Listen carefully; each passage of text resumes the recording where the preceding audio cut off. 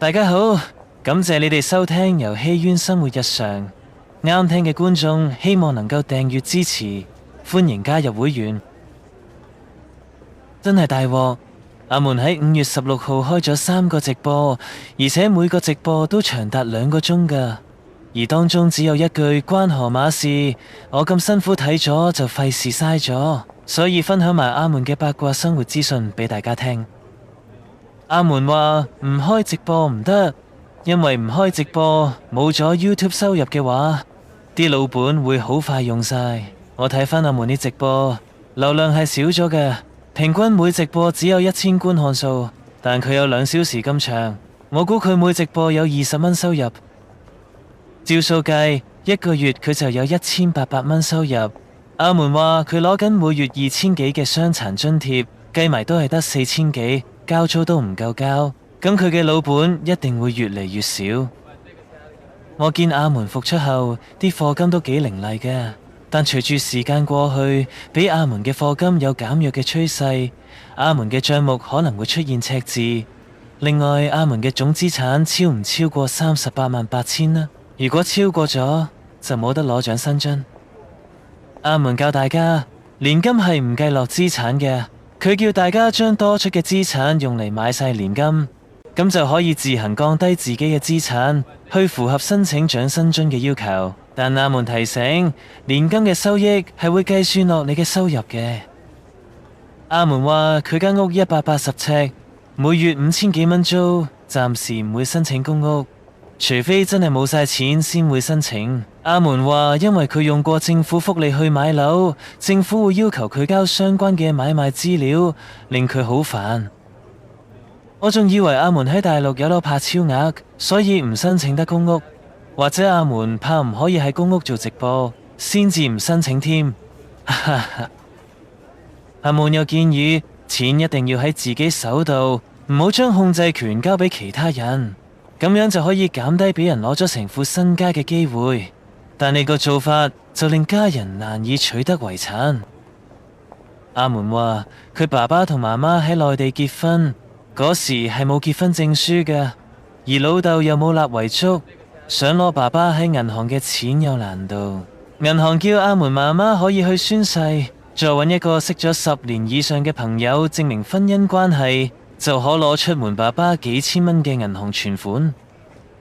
阿門就話要揾個咁嘅朋友係好麻煩，所以最後任爸爸嘅幾千蚊繼續擺喺銀行度，冇攞出嚟。阿門又話喺整理爸爸遺物時揾到一個公文袋，原來佢爸爸收埋咗5萬蚊喺公文袋入邊。阿門又表示佢過身後會將佢嘅遺骸捐俾中大醫學院作解剖教學用途。阿門話中大會為佢免費火化遺體，並且撒骨灰落紀念花園，留有紀念名牌。提提阿門你，豪師傅聲稱有顧客話佢家屬報夢，家屬被撒灰落紀念花園後，話俾好多人壓住，仲有中國好忌諱撈亂骨頭㗎，咁就祝阿門你好運啦。跟住嚟到阿門第2直播，阿門透露嗰啲舊衫回收商係唔中意人哋捐冬天衫嘅，會將啲冬天衫擺埋一邊，因為佢哋係將啲衫賣到東南亞賺錢嘅，而東南亞天氣係好熱，所以根本唔適宜穿冬天衫。阿門話佢後生嗰時係好多人讚佢靚仔嘅，咁我哋依家就用 AI 模擬返阿門31年前上報時嗰樣，睇下係咪咁靚仔啦。各位，呢張就係錯版銀紙，呢個就係31年前上報紙時嘅我，靚唔靚仔呢？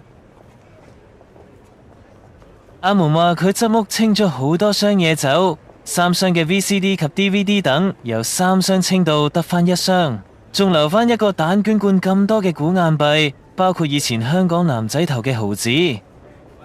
阿門話嗰日趁人哋公司執笠，執咗人哋5張瑜伽墊，可以送1-2張出嚟，叫有需要嘅人可以聯絡佢。阿門又話都想有自己嘅細路，自己最後只會幫人解決開飯問題，唔會借大錢俾人。借錢俾人做生意簡直嘥氣啦，呢度可能暗指河馬。阿門又話考慮直播燒啲衫俾佢媽媽嘅情況，阿門分享經歷，話聽歌星開演唱會係唔好聽㗎，聽唱片仲好聽過演唱會，只有林子祥唱演唱會同唱唱片嘅一樣。我都有同感，唱 live 先至係真正考驗歌手嘅唱功。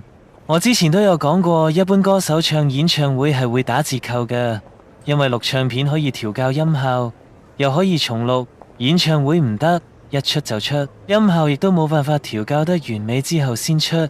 最後阿門話佢以前有親戚係做共產黨員嘅。嚟到阿門嘅第3直播，阿門爆出幫杏兒還嘅卡數。當問杏兒攞返時，杏兒話啲錢使晒，冇錢還。於是阿門就話算啦，唔使還。而杏兒啲嘢係杏兒主動話要攞返嘅，並唔係阿門主動俾。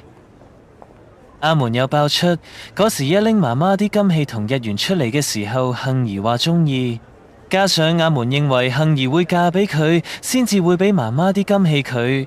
如果一早知道杏兒唔嫁俾佢，就唔會俾阿媽啲金器杏兒。咁即係唔係真心送出，係為謀求目的而送出嘅咯。咁呢啲就唔算係送，係交易先啱。阿門又話佢想學整叉燒。第二時開間專賣叉燒嘅小食店，並且會開喺啲人流多嘅地方。租金係其次嘅考慮，人流先係最重要。阿門又透露佢初出社會做嘅第一份工係喺花旗銀行度做，之後做過核數、會計、保險、酒店、的士司機等工作。而去酒店做就令阿門學識咗講粗口。好啦，今日嘅分享就嚟到呢度，感謝大家收聽。門哥，借錢俾我哋夾份做生意好嘛？咩借咗俾你，仲有得還嘅咩？嘥氣啦！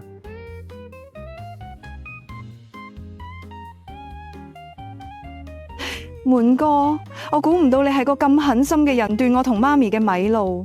你幾時又生多咗個女啊？佢係嚟打工㗎咋，只係我稱號叫媽咪啫。門哥，你睇下，你唔止斷我同媽咪嘅米路，仲斷埋我姊妹啲米路添啊！門哥，我本來想你成為股東之一，等佢哋好好服侍下你嘅，咁睇嚟再冇呢個機會啦。